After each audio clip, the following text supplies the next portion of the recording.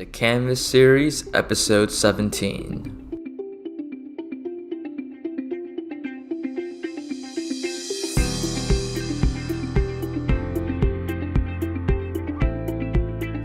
Hey everybody, it's Raph here, and welcome back to another episode of the Canvas Series, a podcast about up-and-coming entrepreneurs and creators and how they're designing their life to build momentum and get results. So the guest for this episode is Sam Demma. He's a social entrepreneur, speaker, and he's a top 25 under 25 environmentalist here in Canada. He also recently delivered his first TED Talk about what he ultimately believes in, that small, consistent actions lead to massive change. And I absolutely love that, right? It's simple, it's actionable, and it's powerful. And often on the show, we talk about this concept of momentum, right? And Sam is a living example of that. In this episode, we cover a bit about the founding story of Pick Waste, his social enterprise, and how that story ultimately began with him picking up a single piece of trash on the way home. Right, so I often hear about how people want to create and have impact and make a difference. And whatever change it is that you want to create, this concept holds true. That it begins with taking that first step, no matter how large or small it may be. But then more importantly, to follow through and execute consistently over time, right? So if you're on the edge of doing something but you don't know where to start or you're feeling overwhelmed, this episode is perfect for you. My ask is that you create a post on Instagram story and let us know, right? Let us know what small, consistent actions you're taking towards the change you want to have. You can find Sam at Sam Demma and myself at Canvas.series. So please let us know about your story, let us know how we can help, and enjoy the episode. All right, Sam, welcome to the podcast, man. Thank you so much for coming by today. Raph, thanks so much for having me. It's a pleasure to be here today, and I'm hoping that the message and story can inspire the listeners. Absolutely. And, I have absolute faith in that, right? Because, something I really want to dig in today's episode, and I think to start the episode, I want to set the stage and really set the context here for everyone listening, right? And it's this whole idea that you don't have to be successful before you start behaving, thinking, and building the systems for success before you start building the momentum to be successful, right? No one like Jeff Bezos, Oprah Winfrey, Richard Branson, whoever it is, they didn't accidentally become successful, right? They started building those systems, those mindsets. They started creating those environments. They started acquiring those skills, reading the books, learning the knowledge, all those little things they started doing before they were what most people would define as successful. And that's something I really want to hone in today, because this whole idea that you don't need a university degree, you don't need to be a certain age, you don't need a certain amount of money or a certain amount of connections. I mean, Sam, how old are you? I'm 18. This guy's 18 years old, and for everyone listening, my question for you is to really take a moment and think, like, what is stopping you? What is your reason right now that is stopping you from building the systems you need to build that momentum to be successful down the road? So the first question, Sam, I really wanted to kick things off is for everyone to really understand a little bit about you, right? So what is your bigger purpose, your bigger why? Like, why do you do Pick Waste? Why did you build a social enterprise? Why do you do all your speaking engagements? Why are you so active on social media? Like, what are you trying to accomplish? Yeah, so the message actually ties all back to my grade 12 year of high school. And just to put it into a little bit of context, I'm going to share my personal story a little bit right now. For sure. Essentially, my whole life, I wanted to play professional soccer. Since I was a young kid, I was raised in a European family. It was like in my bloodline. And up until 17 years old, that's all I did with my time, like 100%. And when I was in grade 12, I ended up having a knee surgery 1 week before the biggest showcase opportunity like in my whole career. And it took a big toll on me. I broke down crying. But I realized that I still wanted that goal, so I didn't give up yet. And I took the surgery. I got back onto the field, and then I took a 5th year of high school. I ended up, like 4 months into my 5th year, I ended up tearing the meniscus in my left knee a second time. That time I fully broke down, but again, I'm a driven guy. This is all I wanted, so I didn't give up. I then had the second surgery, got back onto the field for 4 months, resumed that daily grind, waking up early, putting in all the actionable steps, right? And then I tore my meniscus in my right knee, the other knee, a third time before I ended up quitting soccer, quitting the sport I loved. It was very tough for me at the time because any athlete can attest to this. You kind of attach your personal identity to the sport you play. Right. And that's exactly what I did. I mean, like my email was soccersam99. And like everyone was like that's all I knew. Like I was embarrassed to even use that email address anymore. But why I tell you that story is because when I was in that 5th year, I had this world issues teacher, and he like profoundly changed the path of my life. He had such a passion for social issues, and he would break down figures in history like Malcolm X, Martin Luther King, Oprah Winfrey, Gloria Steinem, all these big figures that I knew nothing about before his class. But every day he'd stand in front of us and scream in our faces, telling us, you have the power. Like literally, you guys have the power. You should always view the world with a smile, because if there is something that you don't like about it, you have the personal potential and power to change it. And the way he explained that to us was this principle that all these big figures shared. He said, small, consistent actions can lead to a global massive change. And that's the theory that got stuck in my head, because I lost my opportunity to chase professional soccer. But he told me that, Sam, passion is passion. And if you redirect it, you can find some other way to use it because you have so much of it. And through his class, he inspired me to try and make a social change. Somehow, I was not involved in the environment or in social issues or anything up until that point in that class. And I was 17 at the time. I'm 18 now. And I would walk home from school every day for 40 minutes. And on one day, walking home about 2 weeks after that class, that encounter with my teacher, I don't know why, but it hit me that there's litter everywhere. And I just saw it, and I was like, man, you know what? Like, I walk past this trash every single day. I have no idea how I'm going to change the world. My teacher told me small, consistent actions. So my small, consistent action is just going to be picking up trash. And I'm going to commit to it for 4 months and put my teacher's theory to the test. And so that's what I did. And 5 days before summer break, my good friend Dylan Mendez saw me, and he just said, Sam, like, what the heck are you doing? Because he only knew me as Soccer Sam. That's all people knew me for. So he didn't understand why I was picking up trash. Then I explained to him the theory. He loved it. And that kick-started Pick Waste. But what I always tell people, like you said, the bigger message is that small actions lead to a massive change. I didn't know that I was going to end up picking up litter. This is how it fell onto my personal life. And this theory can be implemented in any and every aspect in life. And yeah, that's the bigger message, because if every person took small actions towards their personal passions, their jobs, their relationships, their self-growth, whatever, the world would be a much better place. Everyone would be pursuing something that fulfills them deeply inside. That's amazing. So let's take the audience and the listeners back to that moment where when you picked up that first cup of coffee, that first piece of trash.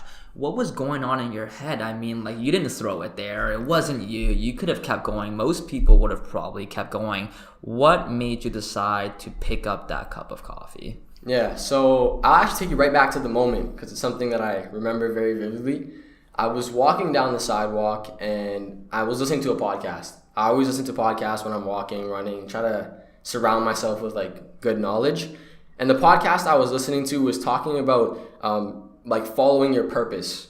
And it kind of aligned with what my teacher was telling me about finding your purpose and starting with small, consistent actions.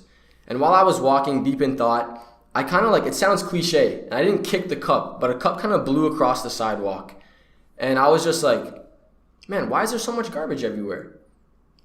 And I just picked it up. Like, it sounds kind of stupid when you think about it, but this is exactly how it started. I just picked it up. And then I realized I'm walking along more conscious now, like looking around and seeing that there was like trash everywhere. And I would easily fill like 2 to 3 plastic bags on my walks home from school. It's a 40-minute walk.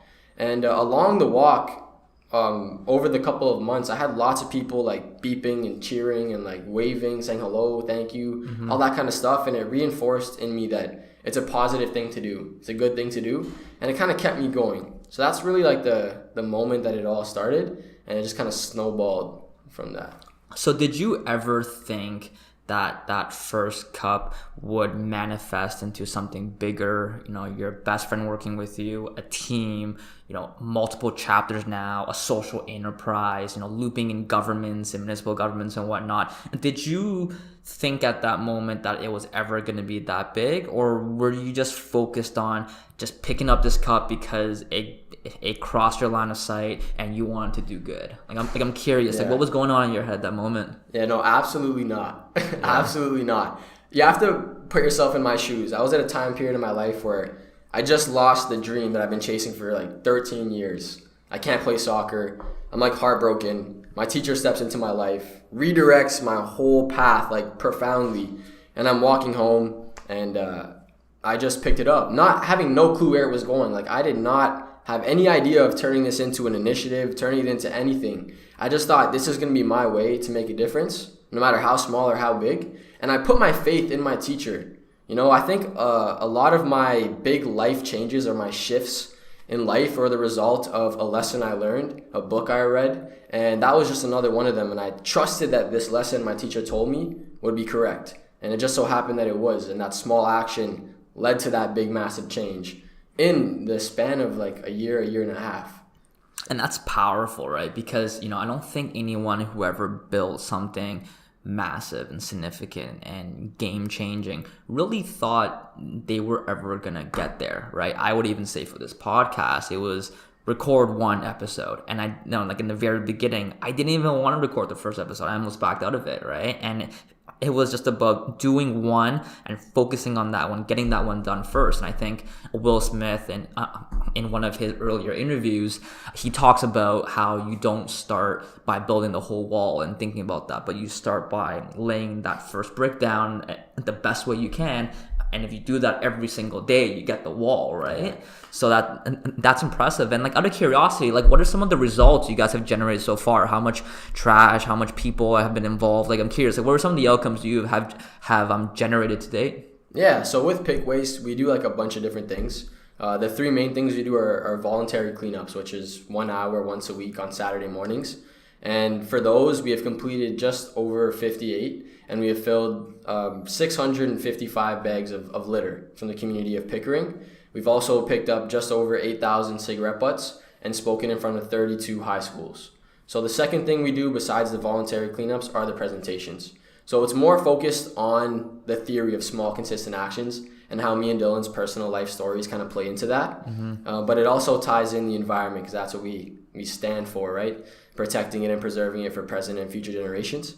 And then the third thing we're actually dabbling into now is corporate social responsibility. So we want to provide an outlet for a way for companies to give back and basically come out with us, do a cleanup downtown Toronto or wherever their headquarters are located, and get all their employees involved, cater food at zero waste, and provide a 4K professional video for that company. So that would be pretty cool. But in terms of more impact, so yeah, we've spoken at 32 schools and empowered directly like 5,000 people, spoken in front of 5,000 people. So what's the connection between the environment and humanity and this idea of, you know, imagine if 7 billion people, if everyone in the world were taking small, consistent action towards the thing they care about, right? Like, you know, like you're not, like, I don't think you've ever said that everyone's got to care about the environment. Everyone's got to pick up garbage. Yeah. I think your message you said in the past is that as long as everyone's taking small actions towards the thing they care the most about. And I think in your vision statement on the Pick Waste website, it's about to create a circular economy and sustainable planet for future generations where people will make impactful decisions in their everyday life. So what is the connection between the environment and humanity? It's a big connection. And we try and like dumb it down to the simplest terms because when we speak in front of young kids, we want them to like walk away with this message. And it is basically that, you know, the food we eat, the water we drink, and the air we breathe all comes from the environment. And we break it down simply. We say, look, the waters we continue to pollute, whether it be with plastic, runoff from factories, or whatever, will one day have to be filtered and we'll have to drink it. The fish living in those waters might ingest that plastic, those toxins and chemicals, and then we'll eat those fish. It's the same thing with the food we eat. You know, if you're a farmer, you realize that the crop is only as good as the soil. And if the soil has plastic and all this crap on its surface, it's going to grow vegetables that have crap and stuff inside of them, and then we're going to eat it, let alone the pesticides and all the crap we spray on it, right? Same thing with the animals. The animals are going to eat the grass, then we're going to consume the animal. And I mean, the atmosphere is the same thing. Pump it with gas, pump it with whatever, right? We're going to end up breathing it into our lungs. And that's one of the main reasons why we believe there's also so many like degenerative conditions and diseases in today's society, because we're neglecting our three main resources we need to survive, food, water, and oxygen. And so by saving and protecting the environment, we are actually protecting and saving all of humanity. And that's where my passion really lies, with people. And that's what my teacher kind of sparked within me, solving social issues. And like you said, I don't yell at people. What are you using that for? Like, don't throw that on the ground, because environment is one of the social issues facing the world today, but there's thousands. And if everyone, like we always say, if everyone just took care of the environment, the world would not be a good place. Maybe it would be clean and we'd have good resources, but there'd be so many other problems facing the world. So we have to have people working on all of them. And that's why one of the main things we do when someone tells us after a speech they're inspired, they want to start a cleanup, we ask them, well, what do you want to do when you grow up? And sometimes they say a banker, a coder, or this. And I'm like, well, if you're not passionate about the environment, go find your own. And so, yeah, that's pretty much it. So walk me through the early days of Pick Waste, your first pickup, your second, your third, your fifth, whatever it may be. And how did small, consistent action play a role? Especially, I'd imagine, in your early ones, there probably weren't that much turnout, right? I mean, how many people came out to those? We had four. 4 people. Yeah. Was that more than what you expected, or was that aligned with your expectations? It was a lot less, to be honest with you. So how does small, consistent action keep you going? How does it not, like when your expectations are not met, I think a lot of people give up too early, right? And we talk about like the journey of someone's, path towards success. And, we always hear these people talk about how people give up too early.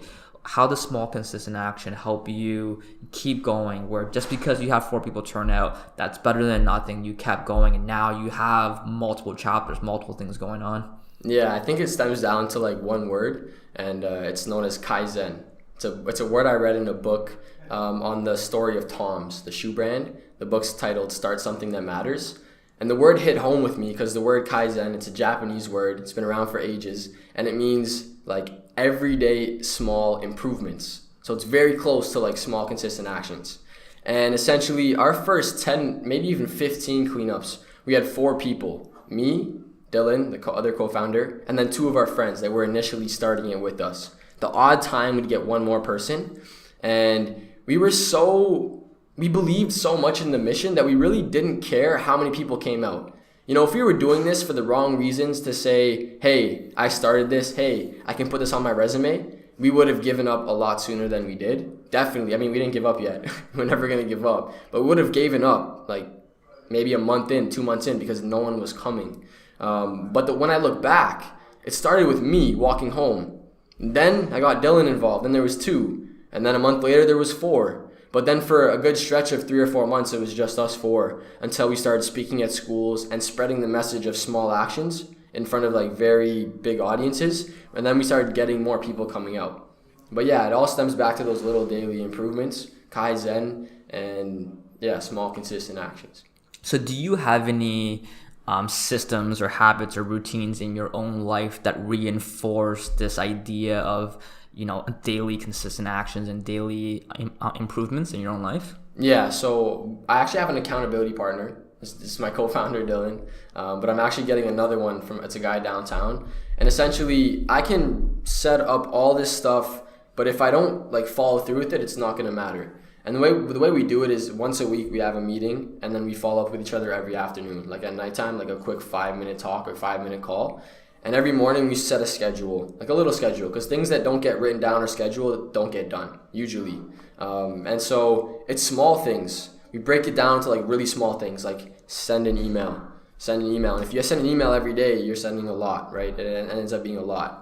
And I don't mean responding to emails. I mean like a random email reaching out to some company or some person that might be able to help us.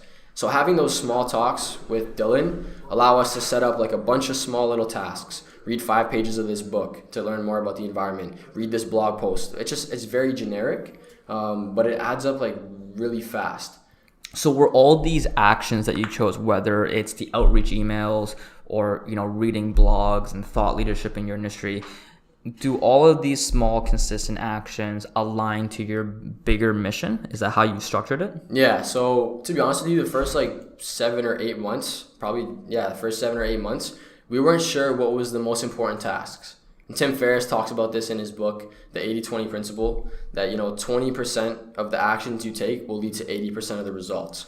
And we were spending a lot of time on like very useless things. Not that blog writing is useless, it's very important for SEO, getting more traffic to your website, but spending like 5-6 hours to write a nice blog post takes up a lot of time if you're going to do it twice a week, once a week. So we realized that, we weren't placing those small actions in the right places. So we got people involved. Like we have a blogger now, we have a graphic designer to make us images. We started delegating some of the work so we could focus on the more important things, like speaking, like cleaning up, and doing things that would directly bring more awareness to the initiative in itself.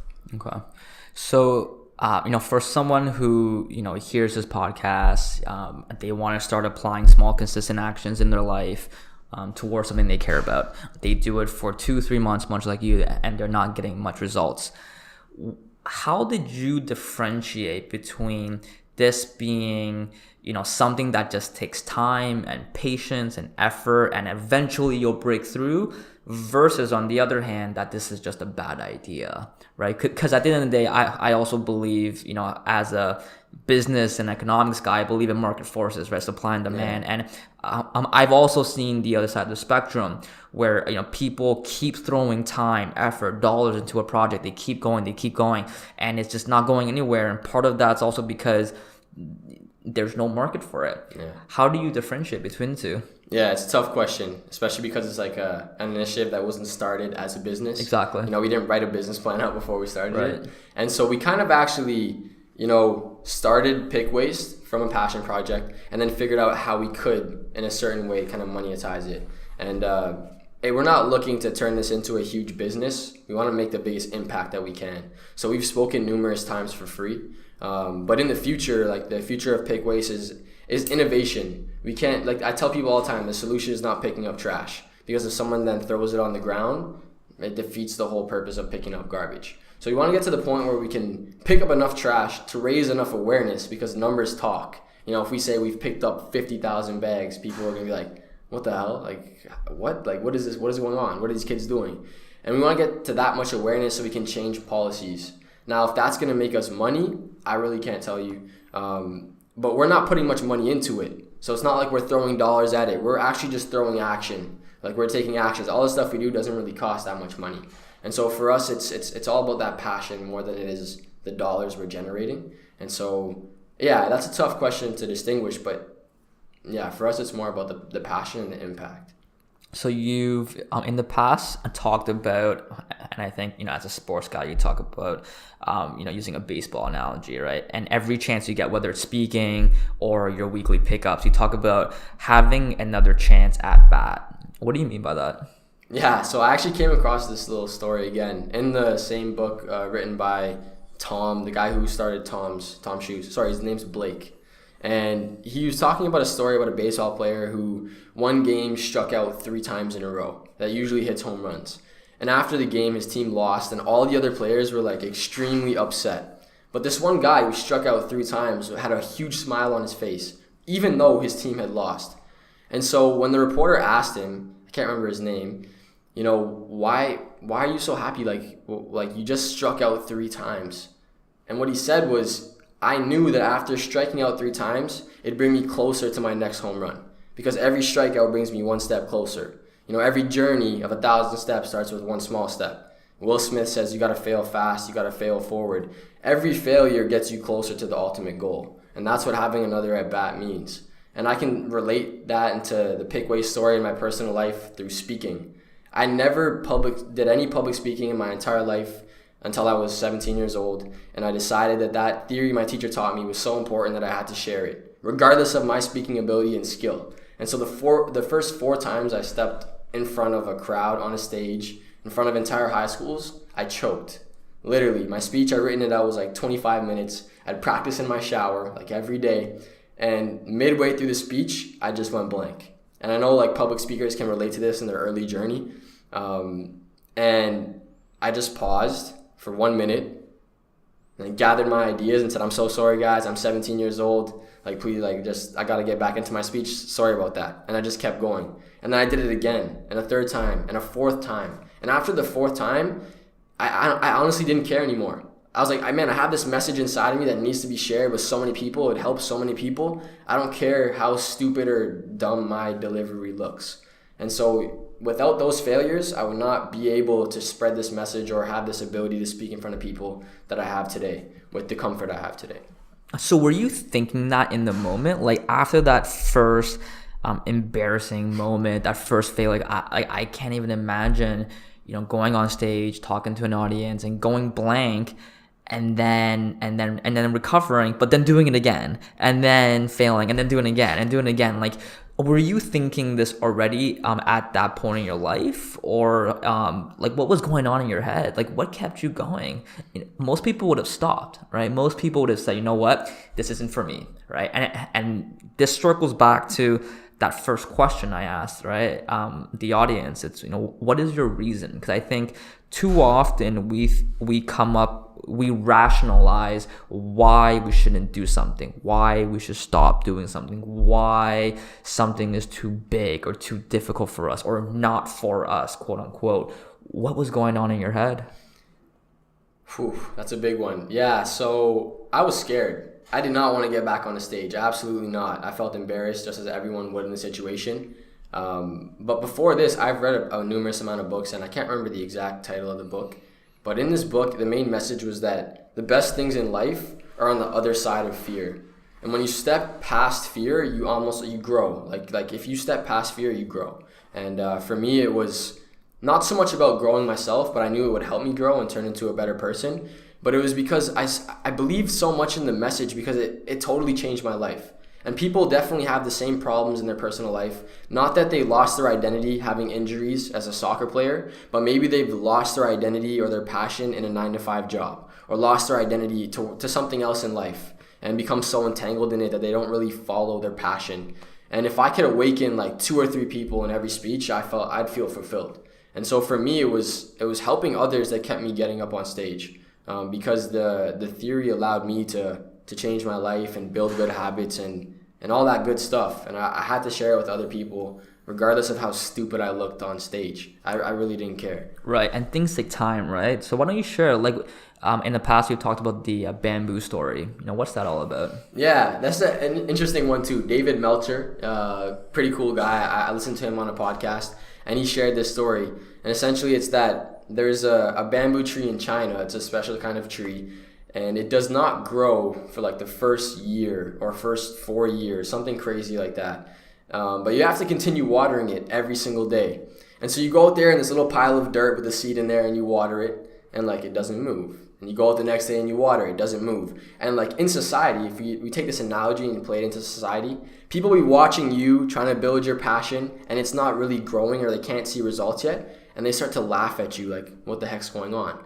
Well, how this story goes is that you water the tree for about a year or 4 months or however long, and then all of a sudden one day it just grows 40 feet in like one split moment. And that's what an overnight success looks like. People see the results. It's almost like the bamboo tree story, but they don't see the 10 years of watering a pile of dirt that has no stem, nothing coming out of the ground. And so for me, that's like exactly how I felt building Pick Waste as well. Because we're picking up trash once a week, and all of our friends didn't really support us. They were like, man, what are you doing? Like, why are you picking up garbage? It's not leading to anything significant. And we just kept watering the dirt. Basically kept watering the dirt, and slowly that tree just burst out of the ground. And, yeah. So in the face of adversity, in the face of doing something I would say pretty abnormal, like I can assure you, when I was 18 years old, I was not picking up trash on a Saturday morning. I was probably recovering from that night before, if I have to be completely honest, right? Yeah. So like honestly, like I'm curious, like how did you convince other people to do it with you, right? Like not just ignore those negative comments and criticism and whatnot, but instead flip it on its head and get people to join you on this journey, and not just other people, right? You've gotten like the government involved, you've gotten corporations involved. What's been your strategy around that? Like, how can people rally others, together to work towards a common goal? Yeah, I think we have a distinct advantage, especially because of my age, and I'm 17 years old. And any young person has this advantage as well. At first, you'll be taken not serious at all. People will look at you and say, "Oh, who is this kid? He's so young." But once you stand up there and wow them with whatever vision you have and you spread your passion, they turn that on the side and go, "Oh my God, this kid's only 18 years old, and look what he's doing. Now my age becomes an advantage." So if you're a young person, you will automatically get admiration from like everyone, no matter who it is. They want to help you because you're young. It's just like an age thing. It's like a bias. I don't know what it is, but it works. And so if you're a young person and you want to start something that's doing something good in the world, it will help a lot just because of your age. That's one thing. Two is our passion. People can see it when we talk, and passion is like contagious. Any great leader in the world was so passionate about their idea, and that's what got hundreds of people involved. Aside from that, we also have a really cool story that helps a lot with it, and I think storytelling is very important as well. So what about strategy, right? Are there any specific tactics or things that you do to get people on board, to get the attention of the government, to get the news outlets out to you guys? Like, what are some specific strategies you use to get that attention? Cold calling, cold emailing. Literally, all the governments, we got testimonials from all the mayors in the Durham region by cold email and cold calling. We'd get their office attendance and we'd try again the next day, until they finally wanted to talk to us. Once we talked to Mayor Dave Ryan, which is the mayor of Pickering, and got his testimonial written, we send out an email to all the other mayors. So one big thing we use is leverage. Once we got Mayor Dave Ryan's testimonial, all the other mayors wouldn't respond to us yet. But then we sent his testimonial in an email to all them and said, "Hey, look, Mayor Dave Ryan is supporting our initiative. We'd love a testimonial from all of you." And by the end of that day, we had all five, like split moments, because it's social proof. Malcolm Gladwell talks about this in his book, The Tipping Point. People see other people doing things, and then they soon start to replicate the action. Going outside at a main intersection with 20 to 30 young people picking up trash has people driving by look at them like, what the heck is going on? Why are these kids picking up garbage? And then we have two big signs that say pick waste. Maybe they go home and search it up and find out what we're doing. But it's so uncommon, right? What we need to start doing in total as a whole society is to do what is uncommon but natural, not what's unnatural but very common. And that's what society really does today. And so for us, that plays a big role, using leverage to get government and companies and corporations involved, and then using social proof to get the general population involved.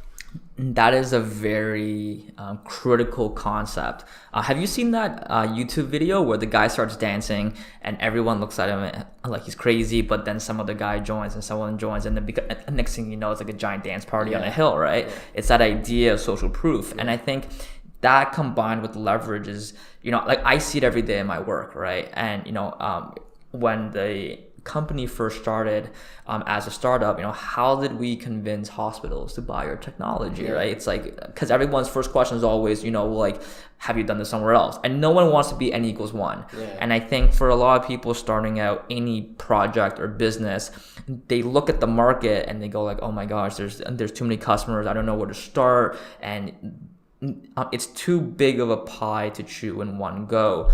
And instead, I think what I got from your story is to really focus on one, put all your attention, resources, keep calling that office and getting their attention. Once you get that N=1, you can use that as a qual, as a customer success story, and leverage that in your marketing to get N=2 and N=3. And that ultimately ties back to this fundamental principle of small, consistent actions, right? It starts off with 1, and then 2, and then 3, and that's how you build momentum to get to success. Yeah. And I think the story of the starfish, really captures all this about being a young kid and just doing one little thing at a time.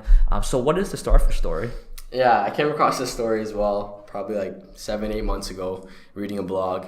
And essentially, it's this young boy who ends up going to the beach. And there's been an old man who goes to this beach for the past 20 years every morning and drinks his cup of coffee. And on this one morning, this boy walks onto the shore, walks towards the water, and starts grabbing these starfish and throwing them as far as he can into the ocean. And the old man's been there for so many years, he could not comprehend or understand why this young fellow was throwing starfish in the ocean. So he got up with his coffee, he walks over to the young man, and he asks him, like, what are you doing? And the young kid explains, I'm trying to save the starfish's life. You know, if no one picks them up and throws them into the ocean, the sun's going to rise, and when the sun hits the starfish, it's going to dry them out, and they're all going to die. And I just want to save all the starfish. And the old man looks at the young kid and says, well, you're being unrealistic. You know, there's 10,000 miles of beach to my right. There's 10,000 miles of beach to your left. You're not going to be able to save all the starfish. I mean, you'd have to be here 24/7, 365 days a year. And it's just not possible. Like, go home, kid. And the young kid doesn't say a word. He bends down, picks up another starfish, and then throws it as far as he can into the ocean. Looks up at the old man and then says, well, I saved that one, didn't I? And then he picks up another one, throws it in the water, and says, I saved that one too, didn't I? And for me, this story is an analogy to society. And it's a very cool analogy because they use a young boy, and young people are usually unconditioned by society. He believed that he could make a change regardless of how many starfish were out there. And I think that that's exactly what we need in our society, people who believe in their ideas and just follow through. The fact that the old man got up and walked towards the young kid to go and question him is social proof. It arouses curiosity in people, and curiosity is what we need to make a change. For sure. And one aspect about that story that always hits home for me is the line about the old man says to him that this isn't realistic. It's unrealistic. What are your thoughts on being realistic? Is that, is that something you want to be? I'd imagine not. So how do you view being unrealistic? And how do you sustain that? Yeah, you have to believe so much in what you're doing that you don't really care what anyone else says. If you ask any big person their dreams and goals, they are so big that you'd be like, no, you're absolutely crazy. But everything that we deemed was impossible 50 years ago is probably around today. I mean, if you look at my dad's TV shows when he was a kid, the gadgets and weird things they use in the sci-fi shows almost exist today. So the things that we think are impossible or intangible will end up one day becoming tangible and real. And so I do not take anyone else's opinions but my own, my personal. And I base it off of world leaders, people who have made massive changes in the world and have had huge visions. You know, if you don't dream big, you will not get there. I just read this book called Siddhartha, and he says you need to make a huge vision, because if you can envision it within yourself, it's already there. You literally cultivate the vision within yourself, then you can become that thing in the future. And so for me, it's no, man, dream as big as you possibly can. Be as unrealistic as you can, because if you miss that mark, you might just land right under it, which is still extraordinary. So would you say that having a vision is one thing, right? I think following that up with the action part is equally as important, right? Because a vision without goals and a goals without an action plan without taking action is just a vision. It's just a dream, right? So do you have any systems in your life where, whether you plan your day, your week, your month or year, do you have any systems that help bridge your vision to actions? Yeah, 100%. So I have a weekly plan, but I'll start first with my daily routine. I'm a huge believer in a daily routine, specifically the morning. The rest of my day kind of changes, but the morning routine's always stuck the same. I go to bed at 10 p.m., which allows me to wake up every morning at 5 a.m. I'm really consistent with getting 7 to 8 hours of sleep, because without sleep you can't function properly and think clearly. But I get up every morning at 5. I don't know what it is, but Robin Sharma talks about this in all of his books. Between 5 and 6 is a holy hour. Most successful people in the world wake up at that time. But not even about waking up at that time, which is cool. It's more the feeling I get. I feel so awake. I don't know how to explain it, but between 5 and 6 is the holy hour. I wake up right away, I put my running shoes on, and I do a jog around the block. Because if I don't get moving quick, I'm still kind of tired. My mood has to change. So I run around the block, I get back, take a really quick shower, do 20 minutes of meditating, not to think about anything, but usually thoughts come in. And sometimes thoughts that support my vision, like they give me ideas randomly. After I finish meditating, I read my book, and then I write down like a daily plan. It kind of ties into my weekly plan, which I'll tell you about in a second. And then the last thing I do is like the small consistent steps of the day, and I write down like 5 or 6 little things. Sometimes I don't get them all done, but if I get 3 or 4 of them done, it adds up like quick throughout the weeks. But it all ties back again to my weekly plan. So every Sunday night, I do this weekly plan. It was actually given to me and created by a mentor I had. His name is Nishobo. And essentially, it's a schedule. And on the left-hand side says non-negotiables. And you write down all the time slots in your week that you cannot change. For a student, it'd be all the time you spend in school, right? Those are the blocks of time that do not change. Then if you're an athlete, you'd have practices and games. You put these into your schedule first. And then you schedule, after you finish scheduling all that, scheduling your sleep, scheduling your eating periods, then you play around with all the in-betweens. And you fill it with all those small little steps that you wanted to have in the week. And so that's how I plan my entire week. And literally it's like mapped out. So from Sunday to Sunday, I can look at my schedule and like tell you what I'm doing like Friday at 4 p.m. And sometimes things change. I get a call and someone says, "Hey Sam, I need you to come speak here," and I'll move things around. But pretty much it's all ready to go, so that I don't have to put the energy and time into thinking, okay, now what? Like, what do I do next? Because you just waste so much time and energy like that. So I have a very similar system where every Sunday night, it's kind of like the end of my week sprint, and then my sprints are from Monday to Sunday, and then it's during those Sunday nights where I look back on the week. What did I accomplish? What did I miss? What can I learn from this? It's kind of like a retrospective. In software development, that's an agile methodology. And then I plan for my next week and I put it on my calendars. And a question I always get from people is, do you ever feel like you're too structured? Do you ever feel like you're missing out in life? As 18 years old, I'd imagine there's a lot of opportunities and flexibility and things coming up in your life that you might want to capitalize on. Yeah. What are your thoughts on that? Like when someone asks you that question? Yeah, I have a lot of people ask me like, man, don't you want to like enjoy life? And like I always tell them, like, my goal is not to be cool. I want to be great. And like cool will ultimately come with my life.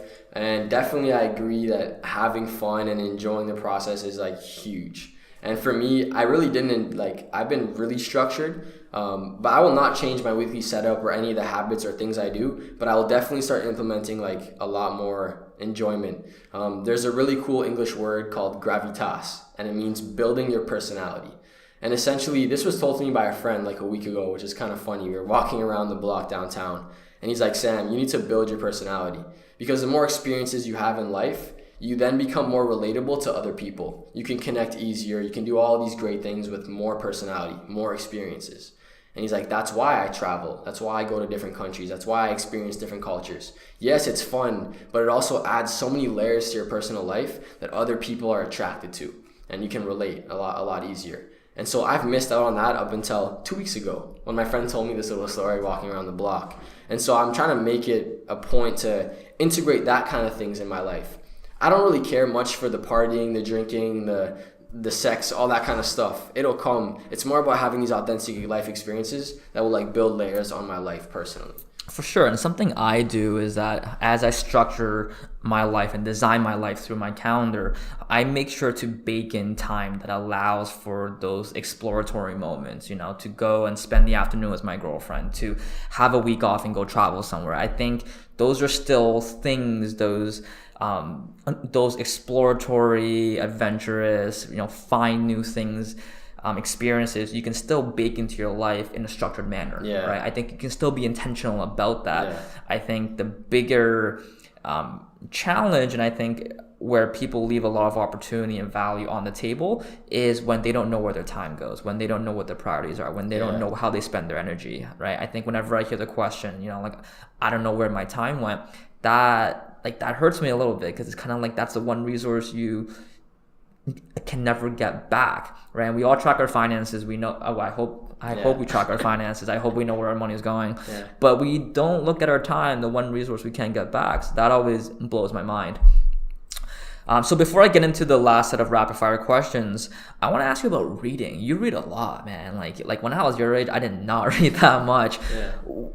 How did you get get started with reading? And I think more importantly, how do you view books? I've heard you talk about how you have a certain perspective of books being written for you.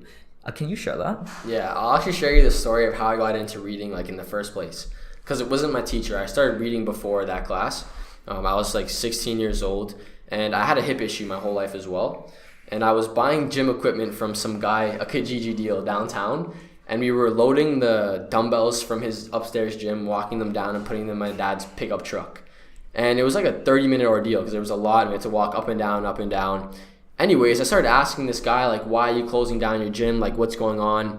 And he's like, you know what? I had this passion to like get into like life coaching and coaching people on how to live better lives. And I was like, oh, like, that's awesome, man. Like, I'm dealing with this big issue. Like, could you give me some solid words of advice, like, right now? And we're walking, and he's like, man, if I could tell you to do one thing, and I wish I did it a lot earlier, I would just start reading books.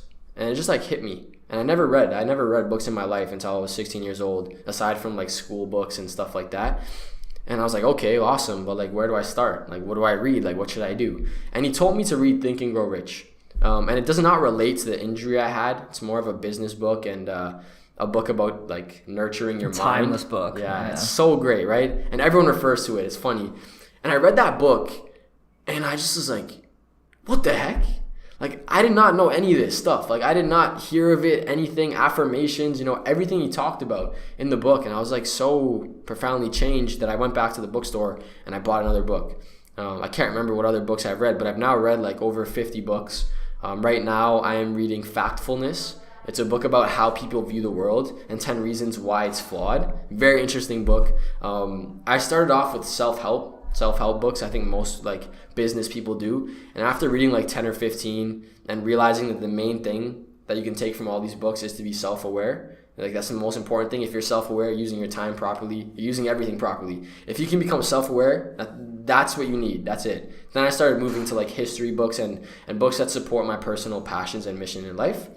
And the theory or the little perspective I told you about was I read every book as if the author wrote it and like personally gave it to me as a gift. Like, Sam, I wrote this book for you. Like, here, read it.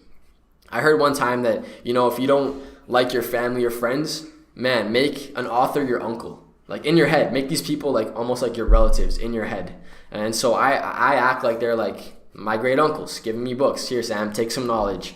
And reading it from that perspective allows me to try and implement every single thing they wrote into my personal situations in life. Because if you just read the book and then don't do anything about it, that's just foolishness. Like, you have to do something with what you read. And so looking at it from that perspective, I almost imagine that they're trying to tie their lessons into problems I have in my personal life, and then I just implement the stuff.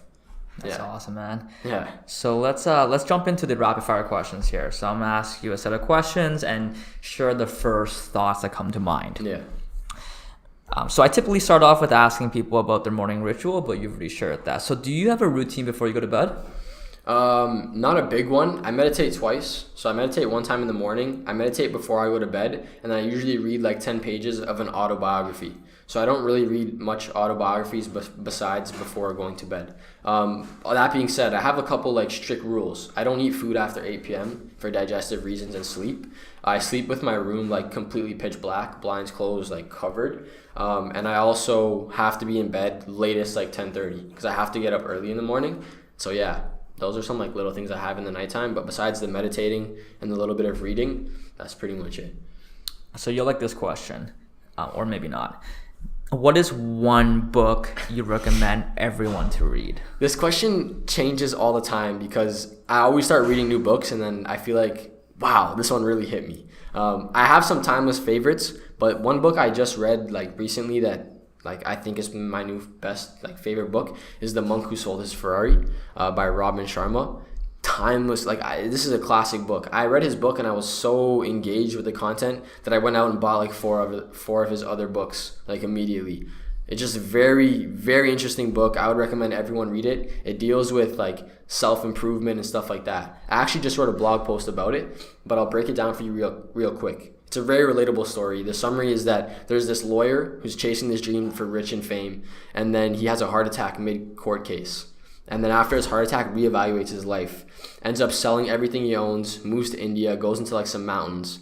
Just so you guys know, it's a fable. He goes into the mountains looking for like guidance, runs along into some monks and was like trained by them for like 6 months, comes down and then shares it with the people he's met. So it's almost like he comes down and then he teaches you the lessons. And the 7 lessons he teaches were like just absolutely amazing. And the one reason I started waking up early, this is like 3-4 weeks ago, was because of the lessons in his book. He has 10 rituals for radiant living that like anyone can follow. Very simple. One of them is don't eat after 8 p.m. One of them is don't look at your phone 2 hours or an hour and a half before you go to bed, the screen. One of them is to eat more vegetables. The way he says it is to eat live foods. And it's just 10 like little simple things, small actions that you can implement into your life to kind of just amplify it. And that's just one of the chapters. And then there's a whole other 7 lessons entwined in the book. And I think that's like a really good place to start. That reminds me of Jay Shetty's story, right? Of like him growing up, becoming a monk, so on and so forth. Yeah. Next question. What is one decision that you have made that has had a profound impact on your life? Follow my gut.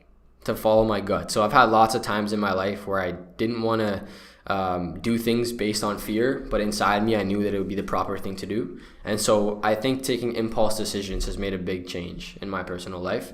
And also acting upon the knowledge I had like immediately. Like I said, if you don't like use the knowledge you read in books, it just goes to waste. So like I think the decision that's changed my life is like actually taking the stuff and trying to use it. Because I know a lot of people read books and it's awesome and they post pictures and post quotes, but I don't know if they actually like use the material.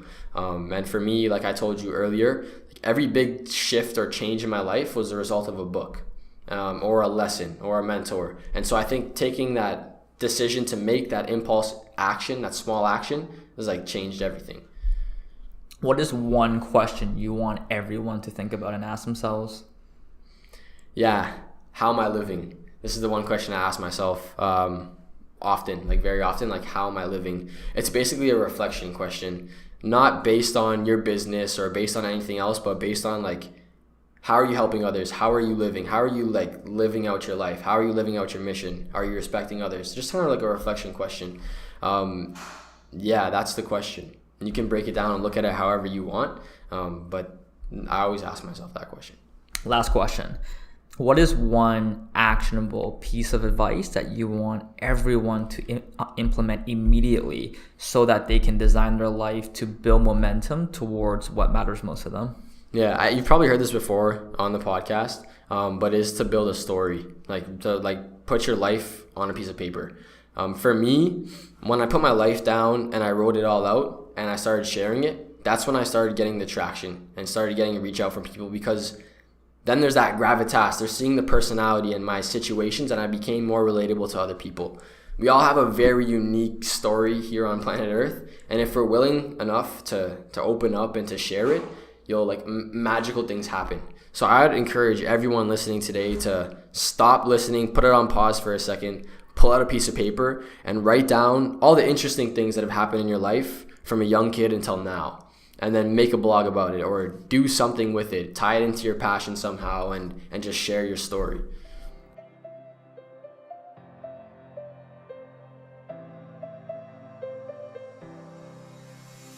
Hey everybody, it's Raf here, and thank you so much for listening to the Canvas series.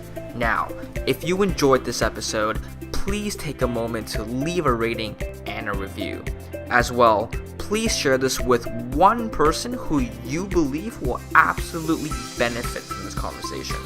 The Canvas series is all about content and community, and we absolutely need your help in getting the message out there.